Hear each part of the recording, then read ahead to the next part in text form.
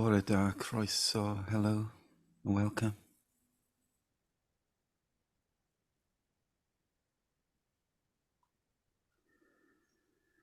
This is the next episode or recording of the Gospel of Thomas. Do either of you two know what number recording this is? What episode?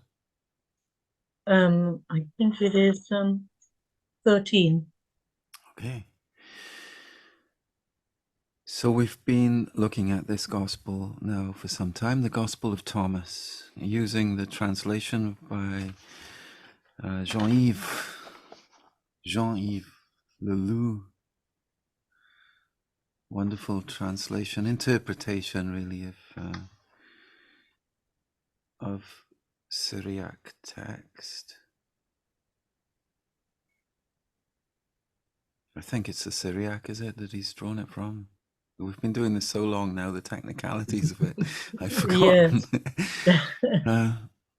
You're welcome to join us now if you haven't been with us before, or whether you've followed every or some of these reflections and meditations on the Gospel of Thomas, which was found among the Nag Hammadi documents in the Egyptian desert in the late 30s or early 1940s. Am I right about that? In the 1940s, I'm pretty sure. We, as you say, a wonderful find of texts which some of them were recognized really through polemics written about Gnosticism in the 2nd century, but the availability of the texts was not there. And on studying the texts, scholars came to understand that some of these, the Gospel of Thomas actually record the words of Jesus of Nazareth to his followers, to the followers of the way, the early disciples. And Thomas certainly seems to be a collection of his sayings in a raw form, without narrative. But they display the contemplative nature of Jesus' practice and teaching. And they speak to us directly if we meet them in contemplation. So that's what we do. We take part of the text, and we're taking it in order from the beginning, and we'll keep going to the end of the Gospel over time. And so this is the 13th time we've sat like this.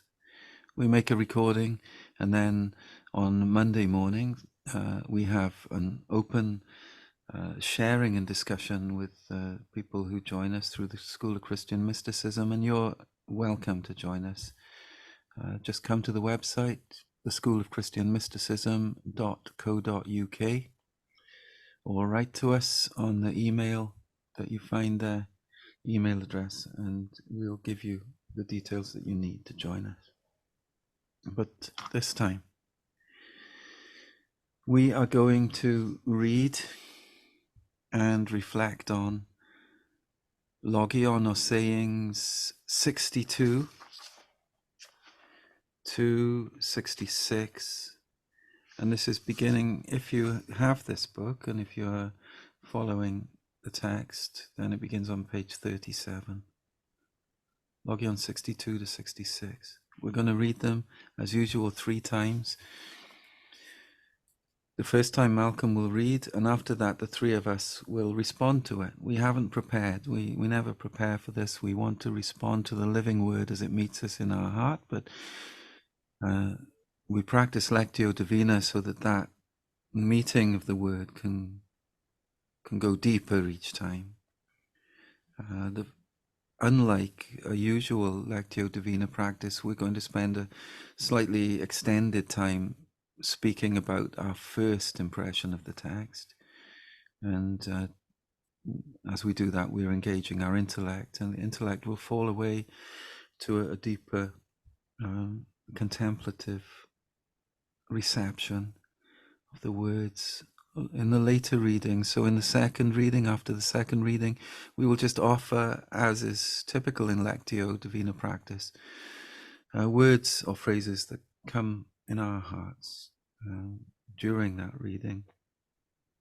And then after the third reading, we will just offer a period of 10 minutes silence in which your own contemplative process may develop and you receive the words deeply. So I would say at the beginning of this, you don't need to understand every word as such. You might think initially about context if you want to, but it's not necessary. What's more important is the reception of the words. And as you listen to the three of us unfolding our discussion, again, it's not necessary to be attached to the specific ideas that we may generate or not. So listen with your heart and listen beneath the surface to God speaking to you.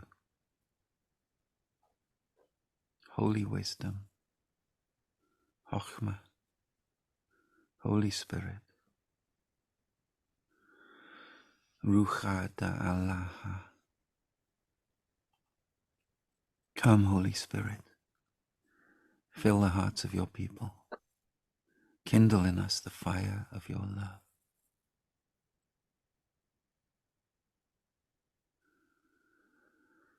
So Malcolm, would you read for the first time?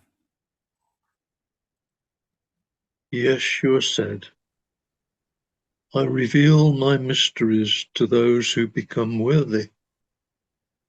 Do not let your left hand know what your right hand is doing. Yeshua said, there was once a rich man with a great amount of money who said, I will use my money for sowing, reaping, planting, and filling my silos with grain so that I will never lack for anything. Such was the thought of his heart. Yet that night he died. Those who have ears, let them hear. Yeshua said there was a man who invited some visitors. After preparing the meal, he sent his servant to summon the guests. The servant went to the first one and said, my master invites you. The man answered, I have business with some merchants who are arriving this evening. Please excuse me from the dinner. The servant went to the next one and said, my master invites you. The man answered, I have just bought a house and need 1 day more, so I cannot come. The servant went to another guest and said, my master invites you. The man answered, my friend is getting married and I must prepare the food. Excuse me. The servant returned to his master and said, those you have invited to dinner cannot come.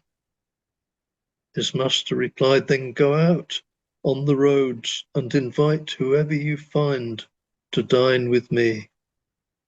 Buyers and merchants will not enter my Father's dwelling. Yeshua said, a good man had a vineyard, which he gave to tenants to work and harvest the fruit for him. He sent his servant to collect the fruit of the vine. But the tenants seized the servant and beat him nearly to death. The servant reported this to his master, who thought, perhaps they didn't recognize him. And he sent another servant who was also beaten. Then the master sent his own son, thinking, perhaps they will treat him with respect. When the tenants realized that he was the inheritor of the vineyard, they seized him and killed him. Those who have ears, let them hear.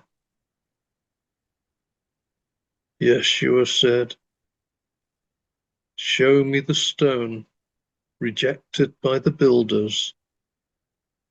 That is the cornerstone.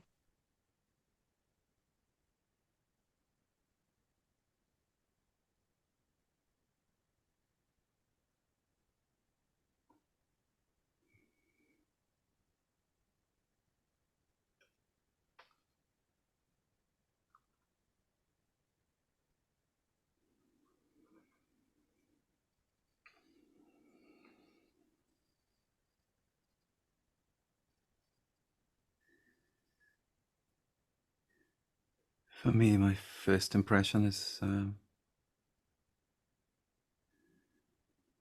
almost of a, well, not even almost, but of a teaching about contemplative prayer. I suppose this keeps coming through.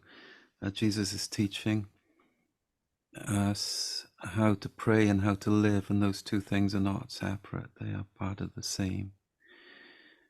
And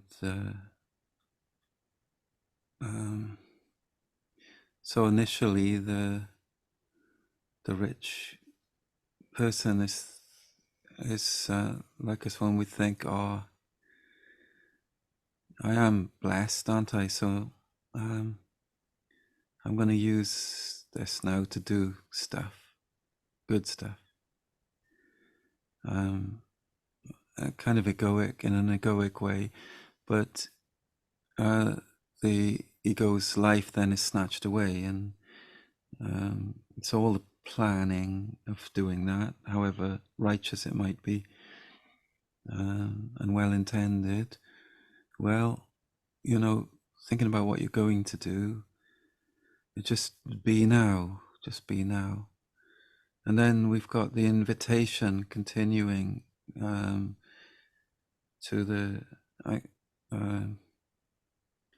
well, I mean, it's a version, of course, of Jesus in the canonical Gospels, with the banquet of heaven, and the invitation to people, but they're all way too busy to come, and so go out to the hedges and byroads and all of that, and invite whoever will come in. But reading it like this, it's like, so we're in contemplative prayer, we've begun to pray, we've begun to open ourselves, but then all these thoughts and attachments that we have, they come, and the Holy Spirit, or Chochmah, Jesus, in contemplative prayer is saying, look, come on, come. And we say, oh, no, I just got to think about that. I got this to do. And then the vineyard again takes it a step further. There's this calling is happening all the time, and the patience of God is just unfathomable. It's despite our attachments, we still are being drawn back. So for me, it's teaching about actually what happens in contemplative prayer, and it could be almost Thomas Keating saying, let those thoughts be there, but don't attach to them, and let them go. Keep coming back to the presence. And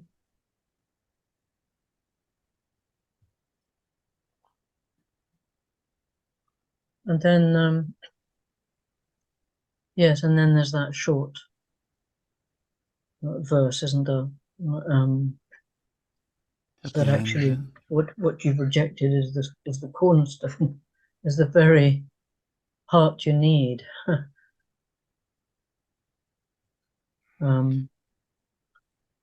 Yes, it's like the whole of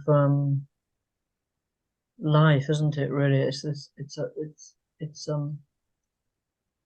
the process of contemplative prayer as we commit ourselves into it each time, really.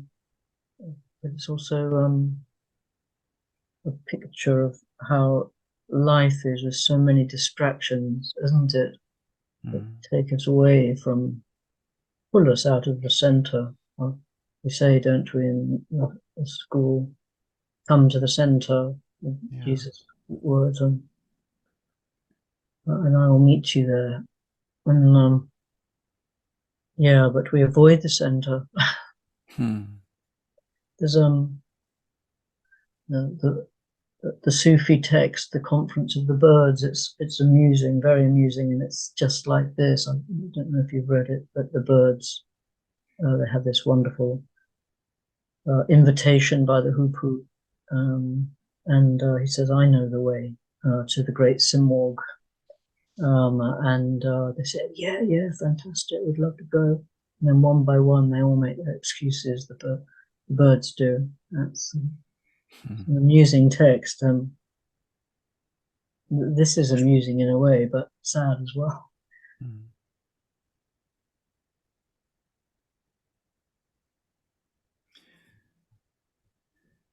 Humor doesn't seem to be far from Jesus' lips when he speaks. As a kind of like a spiritual master can be really direct and quite harsh, but at the same time there's often a humor there as well, and Jesus seems to do that. He's smiling lovingly or laughing lovingly with us as we struggle. We struggle with all these things that we think are so important. Yes, you can imagine a chuckle.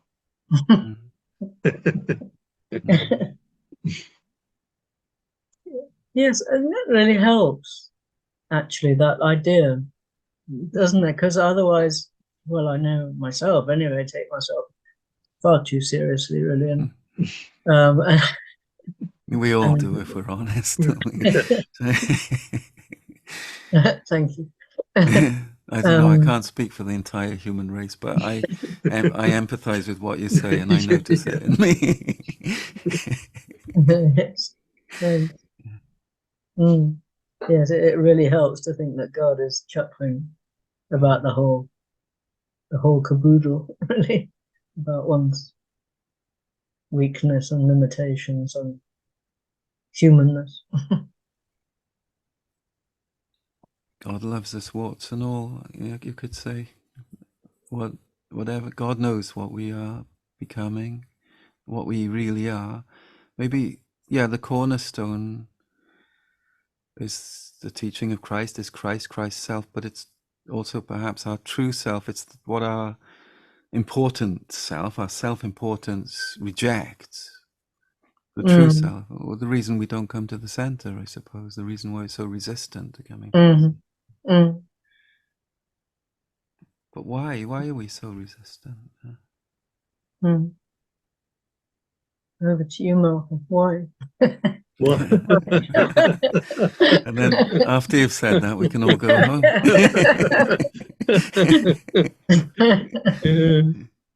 Why indeed? Yes, the cornerstone rejected by the builders is, as you say, the true self, the essence of. I'm reminded again of St. Francis. He keeps popping up in my head. But early on in his ministry, he experienced the Lord saying to him, "You must rebuild my church." And he took that literally. Yes, yeah. And went to a local church and started piling the stones on each other to rebuild it, because it had fallen into decay. And it was only later he realized that the instruction was about the spiritual church. It was a spiritual instruction. And that's the cornerstone. It's the spiritual building that matters, rather than the church of stones. And we always focus on the church of stones, as it were, the material,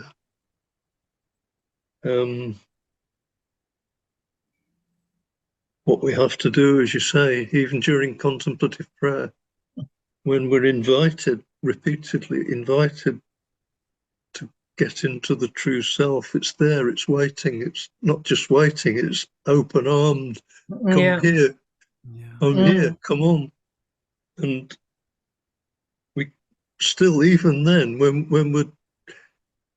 we're genuinely seeking that true self, we still even then get distracted into thinking what we have to do, what we need to do, what are we doing today, what do we have to prepare?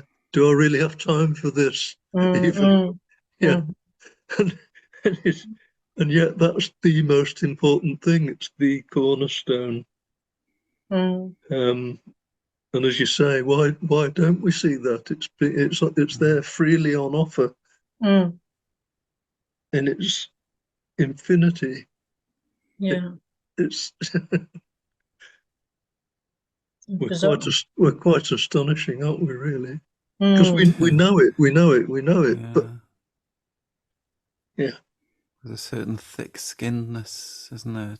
yeah. I see. You're reminding me as well of some of the stories of wisdom, Chochmah, in Proverbs and in the Song of Solomon and some of the other Hebrew Bible descriptions of the way that wisdom speaks so gently, but is present, on the street corner at the gate and walking down the street, coming towards us, but so gently that love calls but doesn't force anything, and still loves us in our ignorance, still believes in us, still calls us forward and back to the center, back to Yes. Yeah. our source.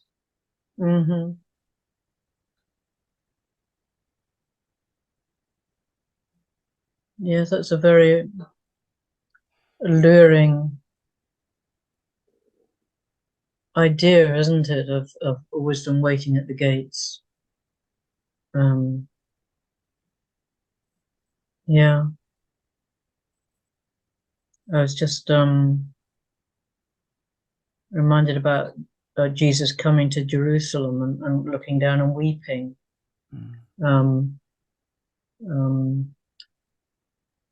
Something like, do they still not know what makes for peace, which picks up on our morning prayer this morning, which you guide, Malcolm. Something like that, isn't it? They still don't know what makes for peace. So, and that, in a way, we kind of come through the sort of idea of the chuckling God. Yeah. The weeping one, really, that in this, where it kind of gets worse, doesn't it? Because in the end, they kill the son. Yeah. It's like, at the dinner invitation. Okay, they don't go to dinner. And the one before there, he's just filling his own silos with produce for himself. Then they don't go to dinner, so that's maybe amusing just to a certain extent. But then it gets serious, doesn't it? Then the tenants are hurt. There's something really getting hurt. Yeah. And then the son is killed.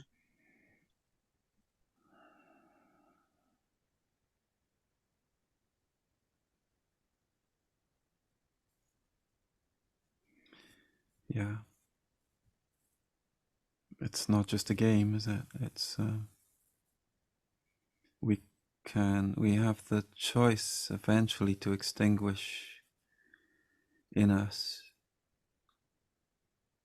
truth, the naked reality of our being, and then I guess this could be where evil can really take over a person, so that terrible, destructive things are done from that, because there's no truth left. It's pure fear and worry, and that just lashes out in the end. There's something that occurring to me as well in the Gospels, the canonical Gospels, when I think Mark's Gospel, I'm pretty sure, so it may be repeated in Matthew as well, but where the disciples are just about to go out from the Last Supper, and they have swords, and then Peter, of course, cuts off there's such a contrast between that. It's like, okay, let's fight the enemy, and Jesus' patient teaching in this gospel and throughout the Gospels, patient teaching of being peace, being love, as Malcolm was talking about again in morning prayer. This morning we are called to be peace. And this unfolding of contemplative prayer is the way that can be done. And that's, yes, the cornerstone there is absolute peace, the love of God. And we're called to that. We're called to be that. We are that. That's our true self.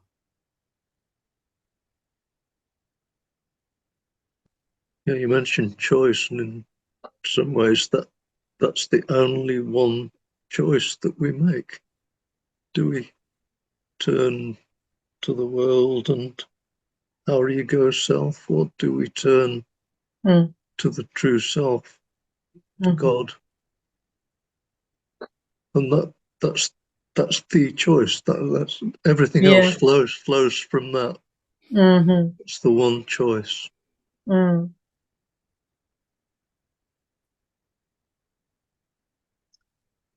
Yes, a spiritual teacher of mine said once, all you have to do is ask yourself, is this taking me nearer to God, or is it taking me further away? Simple as that. Yeah.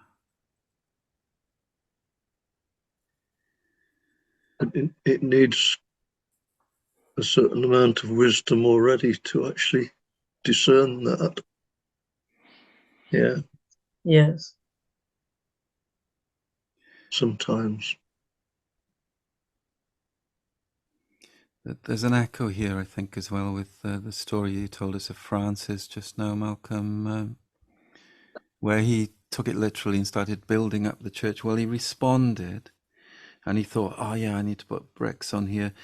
But that, and then later, probably while doing that, contemplation deepened in him, and he understood it spiritually, and he understood the true calling.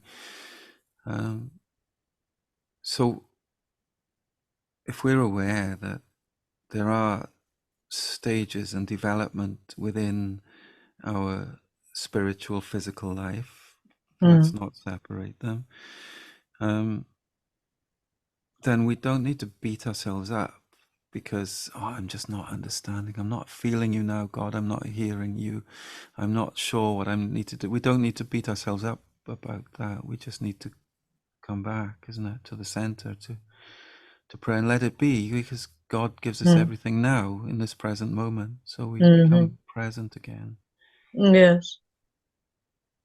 Yes, even one of the greatest of saints had to go through that process. Yeah. Yes. Yeah. Yeah.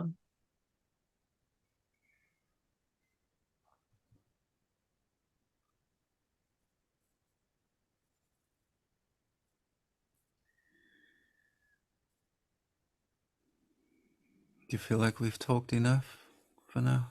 I think so. So, Joe, you're going to read now for us, and then we will just let the words or phrases flow or not flow as whatever happens.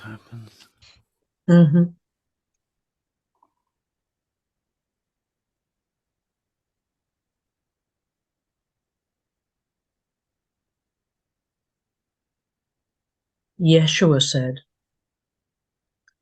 I reveal my mysteries to those who become worthy.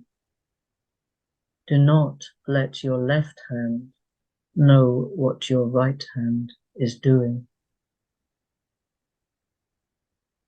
Yeshua said, there was once a rich man with a great amount of money who said, I will use my money for sowing, reaping, planting, and filling my silos with grain, so that I will never lack for anything. Such was the thought of his heart. Yet that night he died. Those who have ears, let them hear. Yeshua said, there was a man who invited some visitors. After preparing the meal, he sent his servant to summon the guests. The servant went to the first one and said, my master invites you. The man answered, I have business with some merchants who are arriving this evening. Please excuse me from the dinner. The servant went to the next one and said, my master invites you. This man answered, I have just bought a house and need 1 day more, so I cannot come. The servant went to another guest and said, my master invites you. The man answered, my friend is getting married and I must prepare the food. Excuse me. The servant returned to his master and said, those you have invited to dinner cannot come. His master replied, then go out on the roads and invite whoever you find to dine with me. Buyers and merchants will not enter my Father's dwelling. Yeshua said, a good man had a vineyard, which he gave to tenants to work and harvest the fruit for him. He sent his servant to collect the fruit of the vine, but the tenants seized the servant and beat him nearly to death. The servant reported this to his master, who thought, perhaps they didn't recognize him. And he sent another servant, who was also beaten. Then the master sent his own son, thinking, perhaps they will treat him with respect. When the tenants realized that he was the inheritor of the vineyard, they seized him and killed him. Those who have ears, let them hear. Yeshua said, show me the stone rejected by the builders. That is the cornerstone.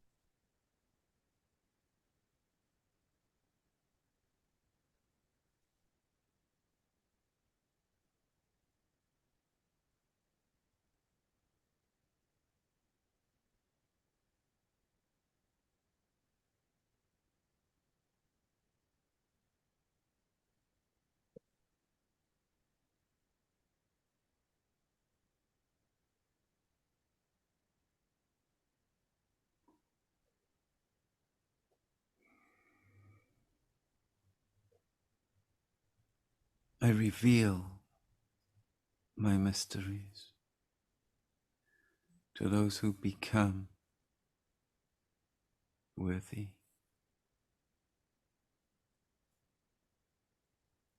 Reveal, become.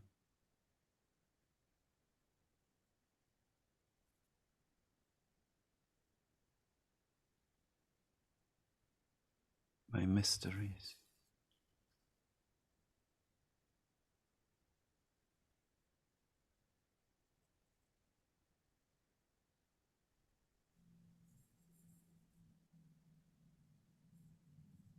Buyers and merchants will not enter into my Father's house.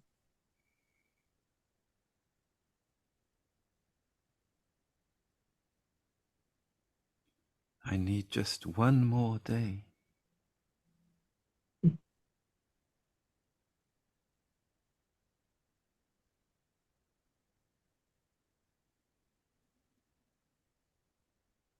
Invite whoever you find.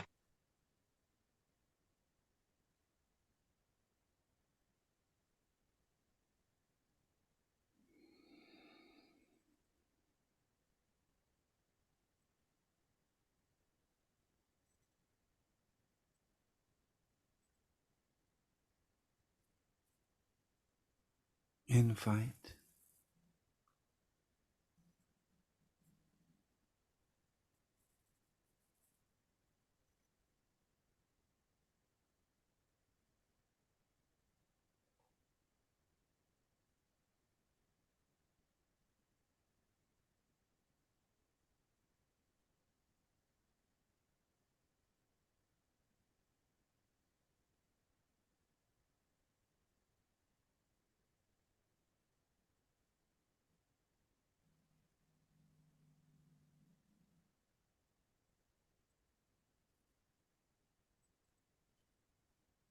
That night he died.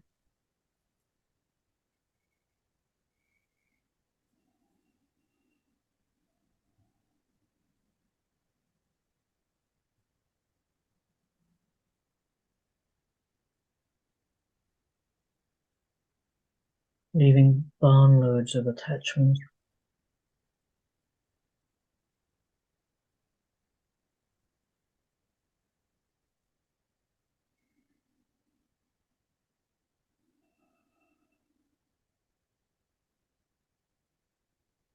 Attachments, good intentions.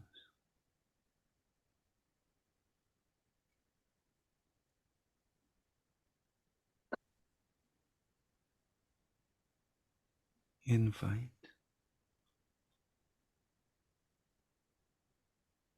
My master invites you.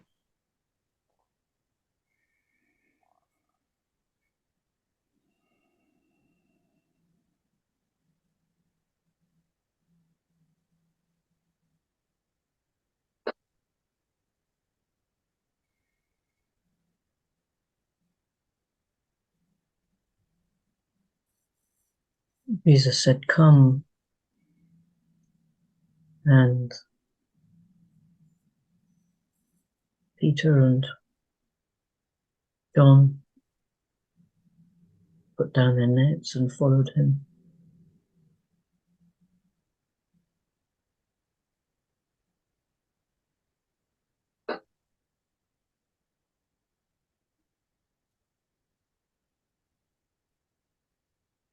Invite. Live within. Life within.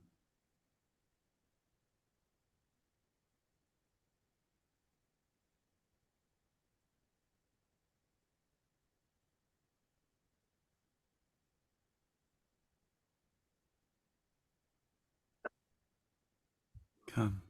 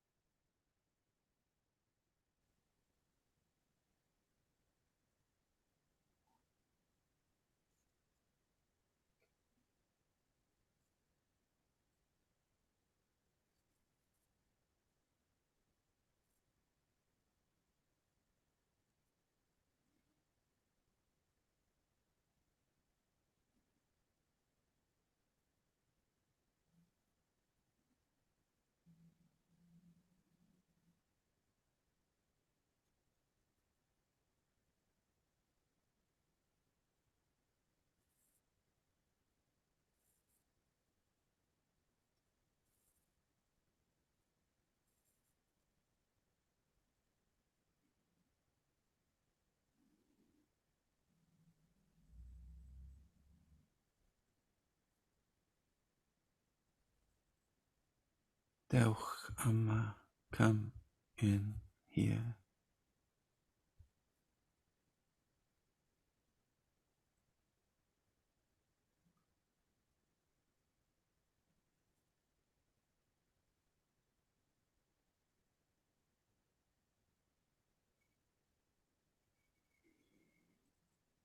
vital. Don't be a quote.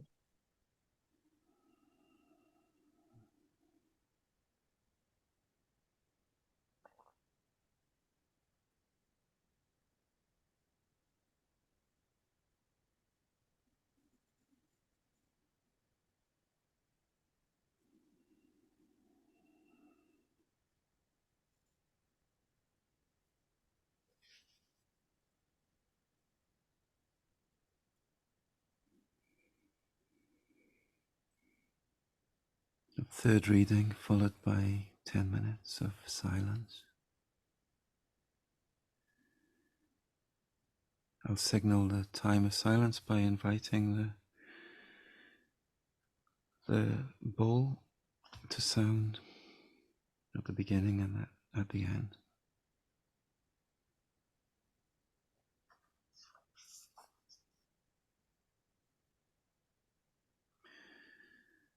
Yeshua said, I reveal my mysteries